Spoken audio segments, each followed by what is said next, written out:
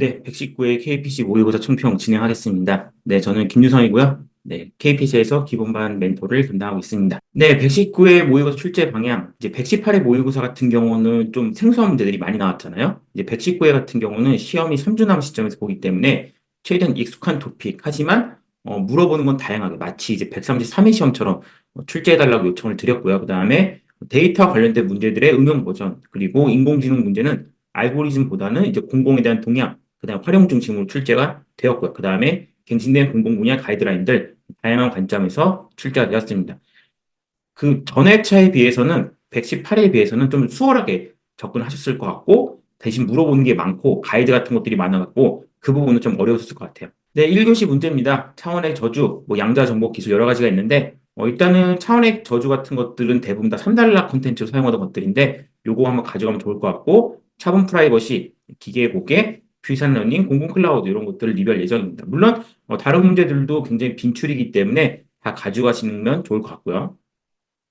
그 다음에 이제 12번처럼 투자성과 평가, 암호 원료 유형, 이런 문제들이 최근에 또 많이 출제되잖아요. 이런 것들도 가져가시면 좋을 것 같고, 와프도 개념은 가져가시면 좋겠습니다. 그 다음에 오토스케일도 1교시형으로 가볍게 나올 만한 주제긴 하죠.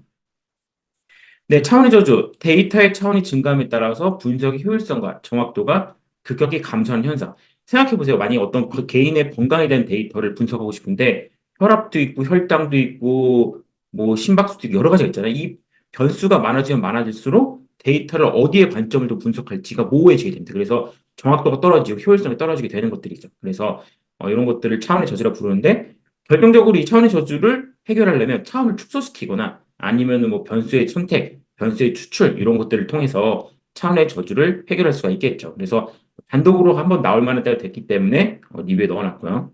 차분 프라이버시, 이제 정보 유출의 방지 차원에서 프라이버시를 고려하는 겁니다. 그러니까 이 데이터를 쓰고 싶은데 이 데이터가 뭔가 개인정보가 들어가서 이런 것들이 밖으로 유출되면 곤란상이 발생을 하니까 이 결과에 노이즈를 집어넣는 거죠. 노이즈를 집어넣어 응답을 하면은 실제 원본 데이터를 알아보기가 어렵기 때문에 통계적인 데이터의 유용성을 유지하면서도 식별성을 제거하도록 일정의 노이즈를 추가해서 프라이버시를 지켜주는 이런 것들이 차분 프라이버시죠. 그래서 최근에 이게 출제된 적은 없었지만 모의고사에 한 두세 번도 나왔기 때문에 한번 가져가면 주제긴 합니다. 왜냐하면 동영 암호화도 나왔고 이런 이제 그 암호화 기술 같은 것들 아니면 프라이버시 보호 기술 같은 것들이 계속 출제되고 있기 때문에 이것도 가져가시면 좋을 것 같아요.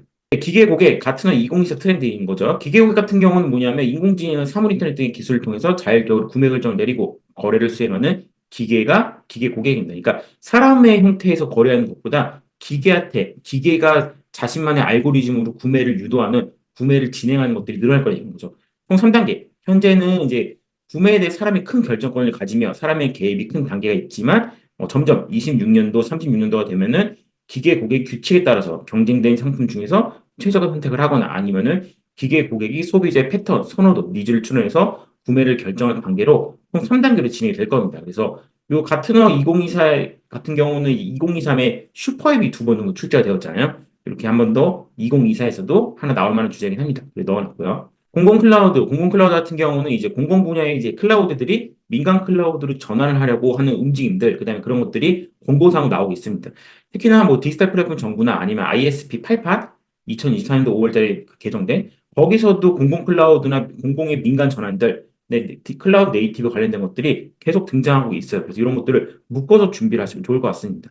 공공 클라우드란 말 자체가 정부 지자체 공공기관에서 운영 개발 중인 정보 시스템에 부동된 클라우드 환경을 의미를 하는 건데 이제 클라우드 우선 이용해서 민간 클라우드 우선 이용으로 변경이 되는 거죠. 그래서 이런 것들을 지원하는 공공 클라우드 지원 센터 같은 것들도 있는데 가볍게 3달러로 언급을 하시면 좋겠죠. 그 다음에 이제 민간 클라우드 퍼스트 원칙이라고 해서 공공 부문의 민간 클라우드 우선 이용, 공공 부문의 전 영역 이용, 사스 우선 도입. 사스는 이제 디지털 서비스를 관련 모아놓은 어떤 마켓 같은 것들이 있습니다. 거기서 이제 구매를 할 수가 있겠죠.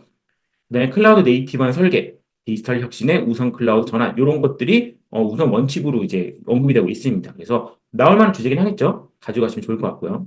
그다음 와프 가끔씩 뭐 IDS, IPS 뭐 방화벽 같은 것들이 가끔 나올 때가 있는데 와프가 등장했길래 한번 넣어봤습니다.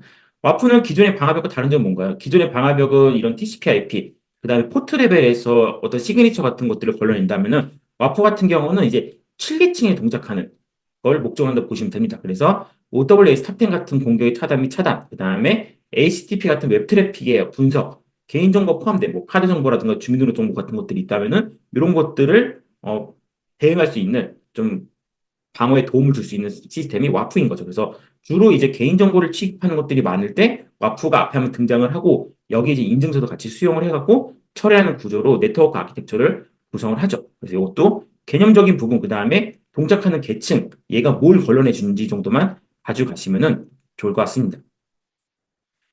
그다음 암호화 원리와 유형 이런 문제들이 최근에 이 암호화의 기본적인 그 원리를 물어본 문제들이 많이 등장을 했어요. 암호화라는 건 뭔가요? 원리. 앞대 불치약이죠. 대체, 블록화, 치안, 확장, 압축 이런 원리에 의해서 암호 메시지가 사이프 텍스트가 만들어지는 것들이고 유형은 뭔가요? 양방향이냐 단방향이냐. 양방향은 대칭키냐 비대칭키냐. 단방향은 해시, MDC냐 MAC냐. 대칭키는 우리가 잘 알고 있는 AS나 데스 이런 거, 리아 이런 것들이고 비대칭 키는 뭔가요? RSA 같은 것들. 그러니까 공개 키 기반의 암호 알고리즘이잖아요. 이런 것들이 비대칭 키인 거죠. 그래서 이 분류 체계만 가져가셔도 충분히 6점 이상 나올 수 있는 문제입니다. 그래서 앞대 불치와 기억해 주시고 암호 유형도 기억을 꼭 해주세요. 오토 스케일링 간간히 나오는 문제 중에 하나죠. 오토 스케일은 뭔가요? 수동 스케일이 아니라 어떤 트리거, 로드 밸런서에 들어온 트래픽을 분석해서 이게 임계치, 정해놓은 임계치 이상으로 넘어가면은 스케일업이나 스케일아웃을 하는 거고, 만약 임계치 이하가 떨어지면은 스케일 인이나 스케일 다운을 하는 것들이죠. 주로 스케일업 같은 경우는 DB 같은 것들, 그 다음에 CPU 사용량이 많은 뭐 배치성 서비스들이 스케일업을 많이 하게 되는 거고, 스케일아웃은 와스 같은 것들이 많이 해당이 되겠죠. 이런 것들. 그래서 이 어플리케이션에서 부하가 들어왔을 때 어떤 조건에 의해서 어떻게 스케일링을 하는지 이런 것들을 잘 표출해 주시면은 이것도 무난히 좋은 점수가 나올 수가 있겠죠. 네, 2교시입니다. 2교시 좋은 문제 상당히 많죠. 합성 데이터와 비식별 처리의 차이점 볼 거고요. 그다음에 전자정보 발전 지수 이런 것들이 간간히 나올 때가 있습니다. 이거는 좀 암기하기는 어려운 주제이긴 한데 한번 내용을 살펴보시면 좋을 것 같아요. 그 다음에 정보화 사업의 혁신안인데 확정형 계약과 변동형 계약, 민간 투자 소프트 사업인데 좋은 문제 같습니다. 가져가시는 거를 추천드리고요. 데이터 가치평가 품질 인증, 리뷰는 안 하지만 이것도 언제든지 준비해야 될 문제죠. 그 다음에 디지털 질서 정립 추진 계획의 배경, 디지털 권리 장전, 5대 원칙, 8대 핵심 과제 물어보는 게 상당히 많죠. 그 다음에 이제 6번의 진영 CCTV 문제, 욜로가 나오는 문제인데 좋은 문제긴 한데 약간 컴시용 쪽 확률이 높아 보여요. 그러니까 최근에 이 CCTV 관련된 문제들은 정보 관리 출처 잘 안 되는 경향이기 때문에 요거는 좀 컴시용 쪽 문제가 아닐까 싶습니다. 근데 욜로 기준으로 정리하실 분들은 한번 정리하시면 좋을 것 같아요. 그 다음에 LB, L4냐, L7이냐. 그다음에 8번 같은 경우는 DB에서 그동안 출제했던 것들을 다 묶은 문제들인데 요것도 한번 가져가시면 좋을 것 같습니다. 정리하는 차원에서. 네, 합성 데이터 비식별 처리. 합성 데이터는 뭔가요? 실제 데이터가 있는데 특성만 참조해서 실제 개인과 직접적인 관련이 없는 완전히 새로운 데이터셋을 생성한 데이터. 그렇기 때문에 프라이버시 위험이 낮죠. 왜냐하면 이제 개인정보를 특성만 살리고 완전히 변형한 거기 때문에 프라이버시 위험이 낮으면서도 유용성이 높아갖고 연구에 활용하기 좋겠죠. 비식별 처리는 뭔가요? 가청마스본 같은 것들, 뭐 KLT 모델, 샘플링 이런 것들을 통해서 알아볼 수 없게 만들어 놓은 거란 말이죠. 근데 얘들은 개인정보보호법 적용해서 약간의 그 안전조치 같은 게 필요합니다. 가청과속법을 다 돌렸는데 회의 익명성, 뭐 KLT를 돌려봤는데 뭔가 문제가 생기면 다시 재식별 처리를 하게 되잖아요. 그 비식별 처리를 다시 가게 되는 이런 것들 때문에 얘들은 개인정보를 변형하기 때문에 노출에 대한 위험이 좀 있다. 그래서 합성 데이터나 비식별 처리나 뭔가요? 결국엔 데이터를 쓰고자 하는 것들이 목적이란 말이죠. 그러니까 지금 뭐 4차 산업혁명이나 지금의 이제 인공지능 시대에서는 데이터가 굉장히 중요한데 이런 식으로 알아볼 수 없게끔 안전한 데이터들을 학습이나 이런 모델링에 활용하자. 이런 것들이 요 문제가 나오는 어떤 취지입니다. 네, 전자정보 발전 지수 이 GDI라 그래서 우리나라는 이게 2년에 한 번씩 평가를 하는데 22년도에 3위를 했단 말이죠. 근데 지금 24년도잖아요. 그래서 출제를 하신 것 같아요. 그래서 여기 보시면은 전자정보 발전 지수에 온라인 서비스 지수, 통신 기반 지수, 인적 자본 지수 이런 것들이 있는데 온라인 서비스 지수를 보면은 온라인 정보 제공, 정책 참여, 정책 결정. 그러니까 우리가 공공 데이터의 공개가 있고 정보의 제공 이런 이제 그런 의무 같은 것들이 공공기관 같은 데 있잖아요. 그런 거 이제 참여 지수 같은 것들, 통신 기반 지수, 네트워크 인프라가 얼마나 깔려 있는지, 인적 자본 지수 이런 것들은 우리나라는 굉장히 상위권입니다. 늘 그 1, 2, 3등 내를 유지하고 있단 말이죠. 그래서 요 그 지표 같은 것들이 잘 정리가 되어 있으니까 요건 해설지 한 번씩 읽어보시면 좋을 것 같아요. 왜 공공 분야의 뭐 UX 가이드라인 이런 것들도 출제되는 것처럼 이런 것들도 생뚱맞게 한 번씩 나올 만한 주제이긴 합니다. 그래서 이거는 아주 집중을 하지 않지만 가볍게 한번 읽어보면 좋을 것 같고요. 네, 이런 문제가 좋은 것 같습니다. 기존에 우리는 뭔가요? 확정형 계약제란 말이죠. 확정형 계약제라는 건 뭐냐면은 이 변경 사항을 수용을 해줄 수가 없어요. 실제로는 수용을 해주죠. 하지만 예산이나 이런 것들을 증액을 하기 어렵습니다. 그러다 보니까 이 사업자랑 발주자 사이에 늘 분쟁이 발생이 되는 거고 공공 소프트웨어가 품질이 저하되는 거고 기업은 수익성이 악화되다 보니까 그래서 나온 것들이 변동형 계약제. 그러니까 계약 체결 이후에 사업 대가 정산 시 과학과 일정 변경 이런 것들을 반영해서 초과분에 대한 대가를 줘라 이렇게 하는 거죠. 아니면은 이제 민간 투자형 소프트웨어 사업. 이 민간 기업이 일정 비율의 사업비를 투자를 하고 관리비나 투자비에서 수익성을 보존해 주는. 그러니까 결국에는 예전에 이제 공공사업 같은 경우가 많은 기업들이 참여를 했지만 수익성이 악화되고 인건비가 높아지다 보니까 그다음에 이제 과학 경쟁이 자주 일어나다 보니까 이런 것들이 안 들어가려고 한단 말이죠. 그러니까 품질은 자꾸 떨어지는 거고. 그래서 이런 것들 해결하기 위해서 이런 이제 그 개선 방안 같은 것들을 고려하고 있는 겁니다. 그래서 요거는 굉장히 나올 만한 주제이긴 하니까 대가 선정이나 이제 공공 분야 요구사항 그 관리 같은 것들은 늘 출제되는 영역이잖아요. 가져가시면 좋을 것 같습니다. 그다음에 DB 문제예요. DB의 어떤 성능 제고를 하는 파티셔닝, 샤딩, 인덱싱, 클러스터링, 가용성과 안정성을 위한 리플리케이션, 커리어 프로딩, 관리 용이성을 위한 파티셔닝 같은 것들인데 DB의 어떤 그동안 나왔던 문제들을 다 모아놓은 문제들입니다. 샤딩 같은 경우는 주로 이제 어, 인스턴스 레벨로 분리라는 거죠. 파티셔닝 같은 경우는 하나의 머신에서 이제 테이블이나 이런 것들을 분리를 하지만 샤딩은 서버 단위가 분리가 되어 있는 것들. 그다음에 커리어 프로된 리플리케이션 같은 것도 가용성을 높이는 방법들이긴 하죠. 근데 하지만 최근에 동향으로 봤을 때 옛날 것들 좀 파헤친다 보면은 인덱스나 조인 같은 것들 있잖아요. 뭐 해시 조인 같은 것들 이런 것들이 출제된 가능성도 일부 있고요. 그 다음에 노에스큐엘 토픽은 지난번에 출제가 됐으니까 몽고디비 같은 샤딩 쪽, 그다음에 베이스, 엑시드나 베이스 같은 어떤 특징 같은 것들, 캐비론 같은 것들 있잖아요. 이런 것들도 한 번씩 리마인드 하시면 좋을 것 같습니다. 두 분 정도만 체크하시면 좋겠죠. 네, 이것도 추천. 상교시입니다. 관측 가능성 기반 모니터링과 기존의 모니터링, 이제 관측 가능성 얘기가 같은 해 종종 등장한 용어긴 합니다. 그 다음에 감리원이 직접 테스트하는 방식의 한계점과 해결 방안. 이제 감리 같은 경우는 늘 나오는 주제잖아요. 어르신들이 관심이 많은 주제이기도 하고. 근데 가상자산의 이용자 보호법 거의 법규이긴 한데 이게 7월 19일부터 시행이 됩니다. 작년 7월 18일에 제정이 되었죠. 그래서 요것도 내용을 가져가시는 게 좋을 것 같아요. 요것도 왜냐면 이런 것들이 또 새로운 법이 시행이 되면은 또 출제될 확률이 높잖아요. 네, 애자의 선언, 4대 가침 12가지 원칙인데 오늘 그냥 읽어보시면 됩니다. 한번 읽어보시면 좋을 것 같고요. 그다음 환각 현상 최소화를 위한 벡터 DB 증가 기반의 RAG 지난번 모의고사에 출제가 됐었죠. 따로 리뷰는 안 하겠지만 이것도 가져가시면 좋을 것 같습니다. ICT 규제 샌드박스, 네, 요것도 제도 한번 살펴봐야 될 것 같고요. 네, 웹소켓과 웹 RTC인데 요거는 정보 관리에 나올 수가 있겠죠. 왜냐면 정보 관리 가끔씩 이런 식의 네트워크 문제 한두 번째 나오는 경우들이 있기 때문에 요것도 준비하시면 좋겠습니다. 7번 같은 경우는 살짝 정보 관리 준비하기에는 좀 동떨어진 문제겠죠. 네, 관측 가능성입니다. 같은 월 2023에 비슷한 주제가 나왔어요. 이제 그런 이제 추적 가능한 관찰 가능성을 이제 확보를 해야 된다 이런 얘기가 나왔었는데 결국 뭐냐면 시스템의 문제 해결, 운영 자동화를 위해서 어떤 매트릭을 수집을 해야 돼요. 매트릭을 수집하고 그걸 추적하고 로고를 남겨서 관리를 해야 되는데 실제로 이 관측 가능성 기반 모니터링과 일반 모니터링이 뭔가요? 일반 모니터링은 가용성과 성능과 용량만 보지만 관측 가능성 측면에서 봤을 때는 약간 미래 문제의 발생을 예측하는 그러니까 AI 옵스 같은 개념 있잖아요. 이런 관점으로 가는 것들이 요 지금 관찰 가능성 기반의 모니터링입니다. 그래서 AI 옵스를 잘 기억하시고 이거를 관찰 가능성의 토픽이랑 묶어갖고 개념을 잡으시면 좋을 것 같아요. 범위를 봤을 때는 관찰 가능성이 모니터링보다 더 넓은 범위에 해당이 되겠죠. 네, 감리원의 직접 테스트 방식 한계점과 대안입니다. 감리의 문제점들은 뭘까요? 이 전수조사를 해야 하면 좋겠지만 이제 시간과 돈 때문에 전수조사를 못하는 거고 표본 조사를 하거나 아니면 과업이행 여부를 점검하는 게 지금의 감리 현실이란 말이죠. 근데 발주사들은 어떻게 생각하나요? 적합을 받으면 완전적으로 무결하다고 생각한다는 거죠. 근데 오류가 나잖아요. 그러면은 부실 감리했다고 얘기를 하는 거죠. 근데 실제로는 감리 같은 것들이 뭐 일주일 감리, 이주일 감리 하더라도 착수의 종료 보고 하고 나면은 감리할 시간이 별로 없단 말이죠. 그러니까 이 유의미한 감리를 하기가 어려워서 이분들한테 테스트를 시키기가 굉장히 어려운 부분들도 있고요.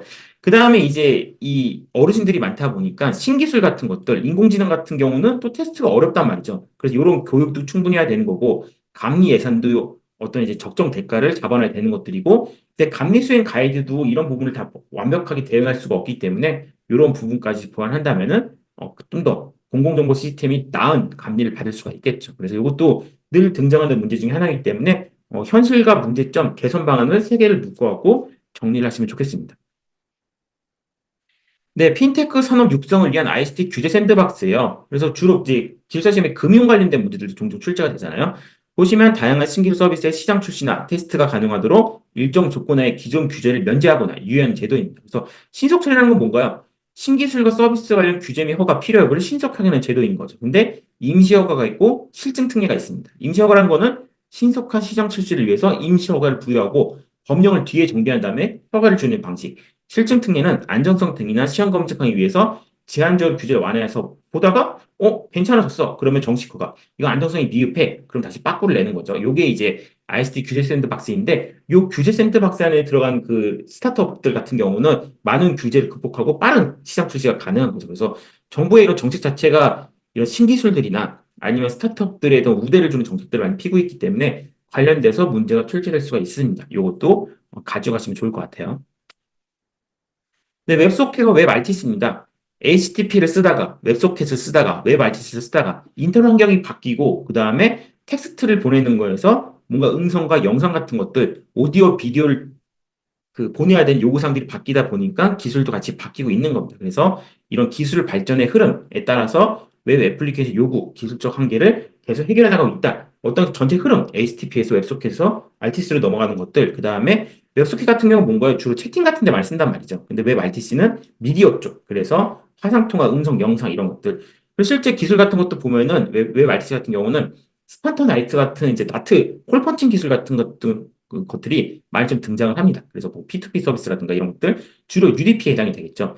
웹서킷 같은 경우는 채팅 서비스니까 주로 UDP 같이 그런 대량의 데이터보다는 TCP를 사용하는 형태로 많이 동작을 하는 거죠. 그래서 이것도 한번 가져가시면 좋겠습니다.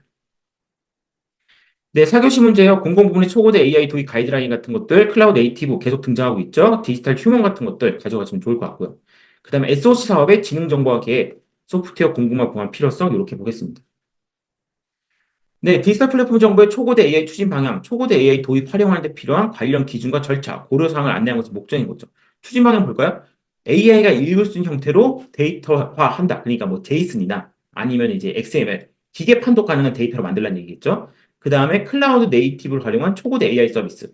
왜냐하면 이제 그 민간 클라우드 사용하는 목적 중에 하나가 신기술들을 활용하는 목적이 있단 말이죠. 그래서 이 주요 키워드 같은 거 보시면 에자일, 클라우드 네이티브, 인공지능 윤리, 파운데이션 모델, 초고대 AI 도입 5원칙 같은 것들, 이런 것들이 요 초고대 AI 추진 방향에 들어갈 키워드들입니다. 그래서 요것들 위주로 잘 정리하시면 좋을 것 같아요.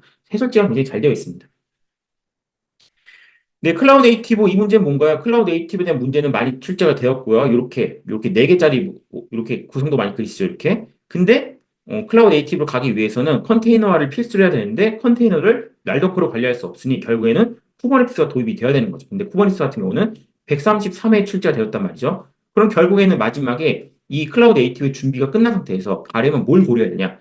마이그레이션 방문호는 뭘 쓸지, 도입 적합성은 적합한지 적합하지 않은지, 보안 기술은 어떤 것들을 고려해야 되는지, 설계는 어떻게 잘해야 되는지 이런 것들. 그래서 MSA 컨테이너 데브옵스 에이자일 키워드를 폭넓게 도출하시면 이것도 좋은 점수가 나올 수 있을 것 같습니다. 이것도 추천할게요. 그다음 SOC 사업의 지능 정보화 계획입니다. 디지털 플랫폼 정보의 원칙인데 이 SOC 사업, 지능 정보화 사업을 수반하는 모든 SOC 사업은 지능 정보 사업의 중복 연계 가능성 검토를 의무화한 제도입니다. 근데 이게 약간 ISP랑 비슷해요. 그리고 ISP의 4단계 있잖아요. 환경 분석, 현황 분석, 투비 모델, 이행 기획 같이 거의 흡사하게 되어 있습니다. 그다음에 이 지금 DPG 원칙, 클라우드 기술 우성 적용 권고, 국민 중심, 하나의 정부, AI 데이터 기반, 민간 협력, 요거까지 같이 준비한 상태에서 이 ISP랑 비슷하다는 걸 염두에 두시면은 혹시나 SOC 지능정보 사업 계획 문제가 나왔을 때 요 5원칙과 ISP를 생각하시면은 충분히 어느 정도 대응이 가능합니다. 그래서 이것도 추천하는 문제로 넣어놨어요.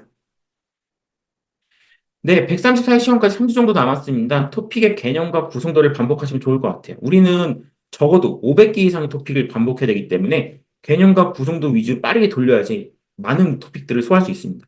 출퇴근 시간 이용하시면 좋을 것 같고요. 구성도 보자마자 선단표 그룹핑까지만 딱 뽑아보세요. 그러면은 굉장히 효율적으로 많은 토픽을 소화할 수 있습니다. 3달러까지 뽑을 수 있으면 더 좋겠죠. 근데 인공지능 관련된 토픽 같은 경우는 이제 뭐 리뷰를 했던 초고대 AI, 공공분야 활용 사례, 가이드라인 중심으로 보시면 좋을 것 같아요. 최근에 인공지능 문제는 어떤가요? 완전 신기술 알고리즘보다는 이거를 어떻게 활용하고 있는지 생성 AI나 초고대 AI, 보안 같은 것들, 윤리 같은 것들, 데이터 품질 관리 이런 주변 문제들이 많이 나온단 말이죠. 그래서 대부분 다 지금까지 공부했던 데서 나올 확률이 높습니다. 근데 처음 보는 문제가 나올 수도 있어요. 그럼 어떻게 하나요? 기존에 나왔던 걸 최대한 활용해서 접근을 하시면은 좋을 것 같습니다. 완벽하게 새로운 문제는 모두가 처음 보기 때문에 공평하단 말이죠. 그래서 최대한 연끌한 134회 당황하면 안 됩니다. 문제가 어떻게 나오더라도 목차 똑바로 잡고 분량 밸런스 맞추고 흐름을 이어지는 간글이 있으면은 설득이 돼요. 읽어보는 사람이 그럴싸하게 받아들일 수 있습니다. 3, 4단락의 차별화는 가능하면은 기출에 나왔던 문제와 키워드를 재생하시면 좋을 것 같아요. 너무 나만 알고 있는 차별화 이런 것보다는 기출에 나왔던 키워드나 이런 개념 같은 것들로 4단락을 연계하시면은 좋은 점수가 나올 것 같습니다. 근데 너무 위험한 문제들, 너무 깊숙한 문제들은 지양하고 기존에 학습했던 범위 안에서 반복을 하시면 좋을 것 같아요. 모든 건 내 서브노트에서 나온다 라고 믿으시는 강한 자신감이 필요합니다.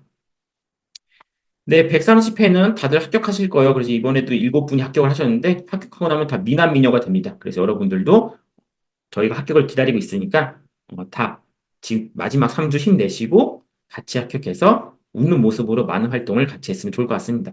네, 저희는 항상 합격을 응원하고 있어요. 네, 긴 시간 모의고사 고생 많으셨습니다.